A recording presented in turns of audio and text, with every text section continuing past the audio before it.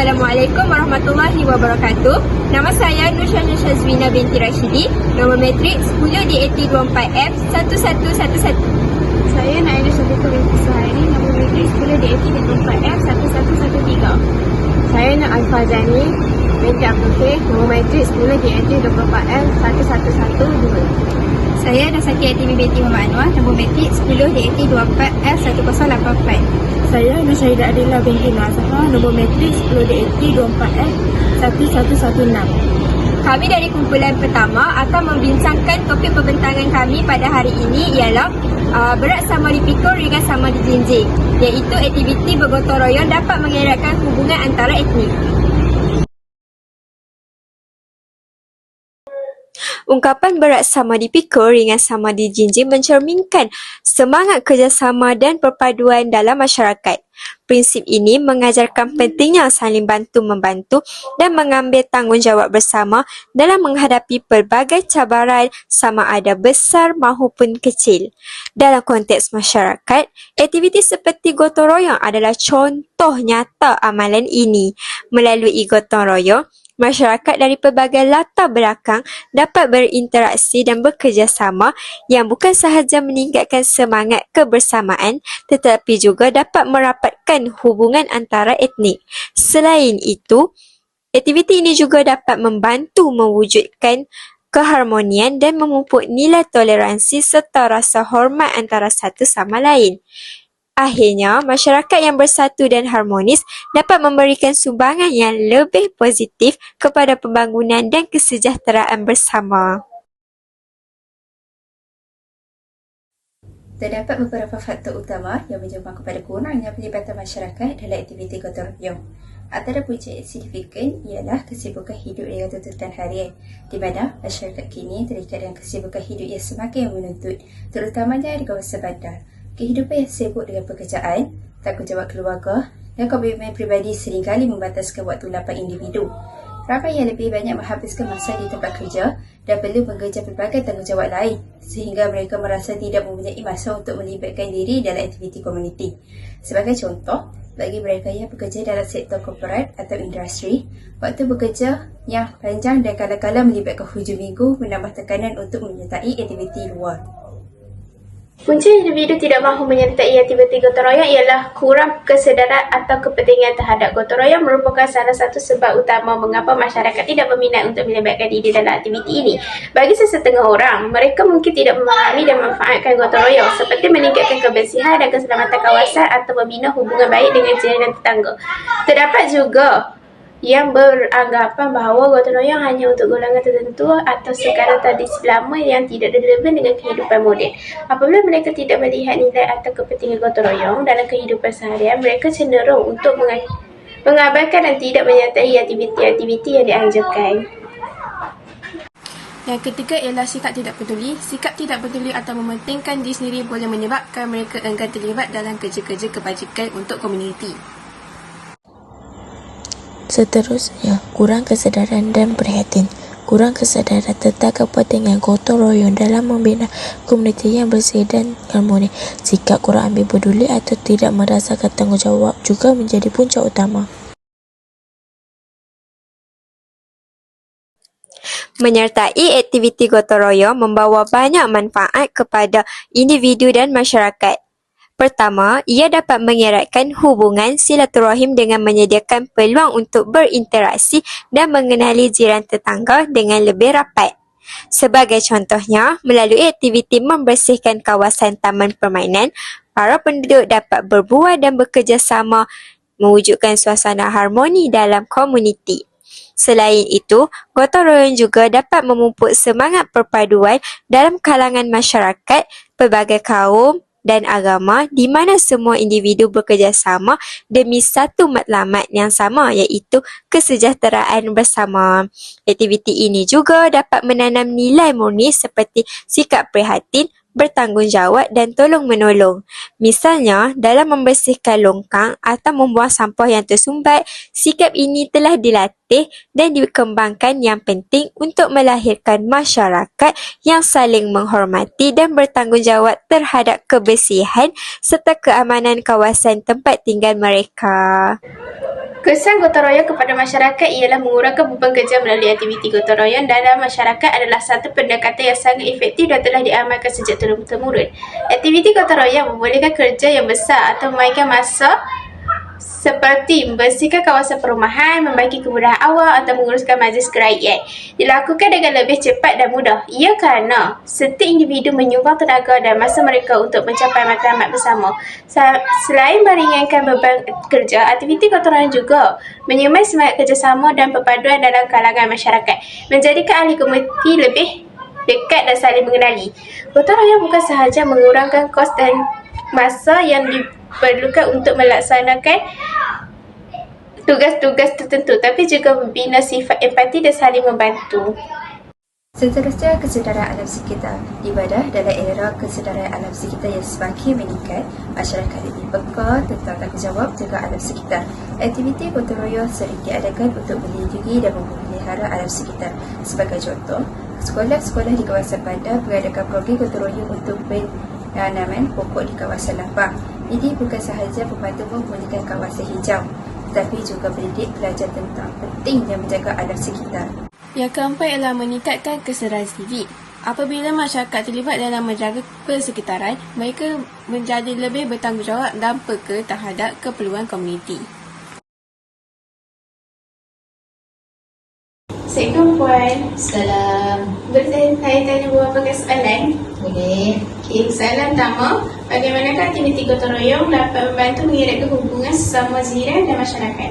Aktiviti gotong royong ini adalah aktiviti yang baik dilakukan dalam masyarakat. Aktiviti ini selalunya dilakukan dalam kelompok yang besar. Secara tak langsung dapat mengeratkan lagi hubungan sesama jiran, dapat mengenali dengan lebih rapat, akan mewujudkan semangat kejiranan dan semangat perpaduan dalam masyarakat. Seterusnya, apakah pandangan anda terhadap orang yang tidak mahu melibatkan diri dalam gotong royong? Okay, pada pandangan saya, individu yang tidak melibatkan diri dalam gotong royong ni selalunya akan dipandang negatif lah oleh masyarakat. Tapi kita kena tengok juga kemungkinan individu ini ada kekangan masa, ada kekangan mungkin dia punya kesihatan tidak mengizinkan dan sebagainya lah. Sepatutnya aktiviti gotong royong ini patut diteruskan dalam semua masyarakat ini dan selamanya. Terima kasih. Assalamualaikum. Salam. Nama cik apa? Syazwani. Boleh saya tanya beberapa soalan tentang aktiviti bergotong royong? Boleh saja. Okey, soalan yang pertama, bagaimanakah aktiviti gotong royong dapat membantu mengeratkan hubungan sesama jiran dan masyarakat? Okey, pada pendapat saya lah, aktiviti gotong royong ni dapat mengeratkan masyarakat dari segi dengan masyarakat pada masa kini sibuk dengan pekerjaan masing-masing. Jadi aktiviti ni sajalah yang dapat mengeratkan diorang, macam contohnya lah, setiap hujung minggu mungkin diorang membuat aktiviti bergotong royong antara jiran. Dengan cara ni jugalah kita dapat berkenalan dengan jiran kita yang selama ni kita tak tahu pun kewujudan dia. So, waktu ni lah masyarakat perlu mengambil peluang untuk berkenalan dengan jiran. Itu saja. Okey, terima kasih. Soalan yang kedua. Ya. Pada pandangan Cik Syazwani, mengapakah orang ramai tidak mahu melibatkan diri dalam aktiviti gotong royong sekarang? Okey, masyarakat pada masa kini lebih suka untuk berada di rumah dan tidak mahu mengambil tahu akan kejadian di luar. Dan mereka merasakan perkara untuk berkenalan bersama masyarakat yang lain adalah perkara yang remeh. Tetapi yang mereka tidak ambil peduli ialah sekiranya berlaku sesuatu seperti kecurian, mereka sakit, jiran inilah yang akan membantu mereka. Tetapi jika mereka tidak bergaul sesama jiran, kemungkinan jiran tidak akan tahu perkara yang berlaku semasa mereka mengalami kesulitan. Okey, terima kasih Cik Syazwani. Assalamualaikum. Waalaikumsalam. Nama cik apa? Aki. Ini aktiviti gotong royong. Boleh? Okey, soalan pertama, bagaimanakah aktiviti gotong royong dapat membantu mengeratkan hubungan sesama jiran dan masyarakat? Bagi saya, melalui gotong royong ni dari perbincangan atau perbualan yang diorang lakukan masa gotong royong tu lah. So dari situ diorang berpeluang meluangkan masa bersama jiran. Okey, soalan kedua pula, apakah pandangan Cik mengenai orang yang tidak mahu melibatkan dalam aktiviti gotong royong? Bagi saya kadang mereka ni kurang dorongan dari orang sekeliling.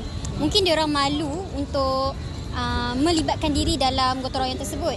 So sebagai jiran atau tetangga kita boleh mendorong dia orang untuk bersama-sama melakukan gotong royong. Okey, terima kasih Cik. Assalamualaikum.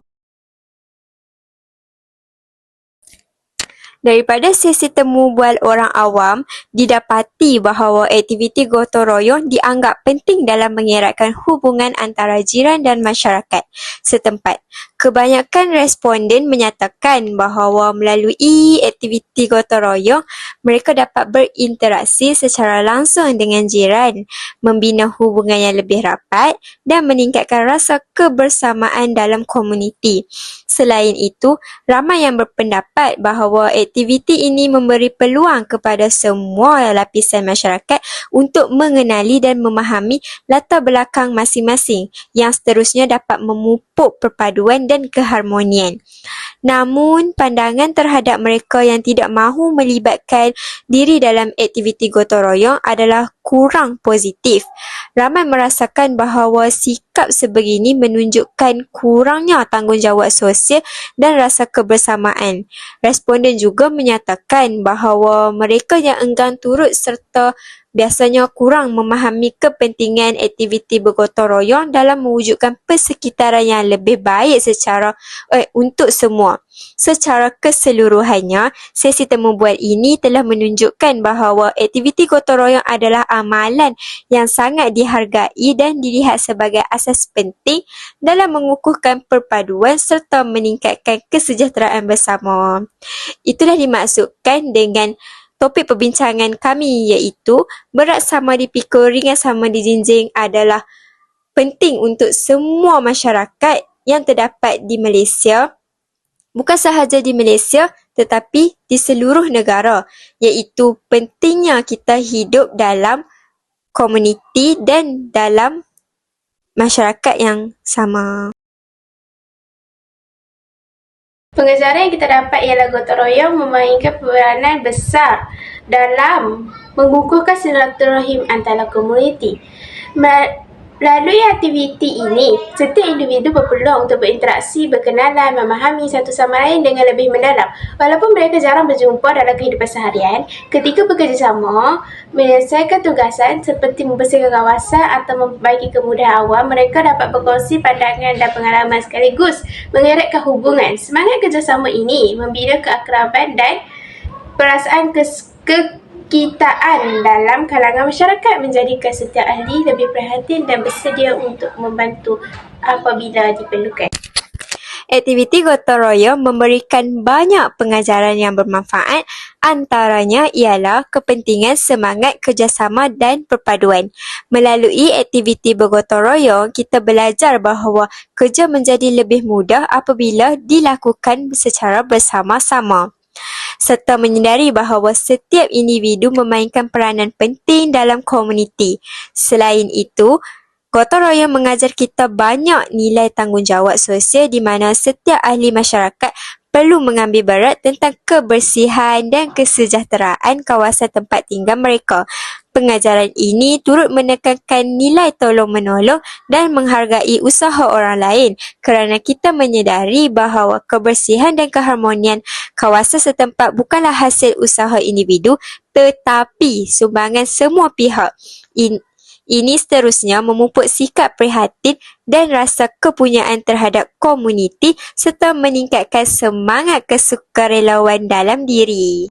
Seterusnya, meningkatkan perpaduan. Daripada aktiviti gotong royong secara signifikan dapat meningkatkan perpaduan dalam masyarakat melalui pelaksanaan aktiviti bersama. Individu dari berbagai latar belakang dan usia berpeluang untuk berkumpul, berinteraksi dan berkolaborasi demi mencapai matlamat yang sama.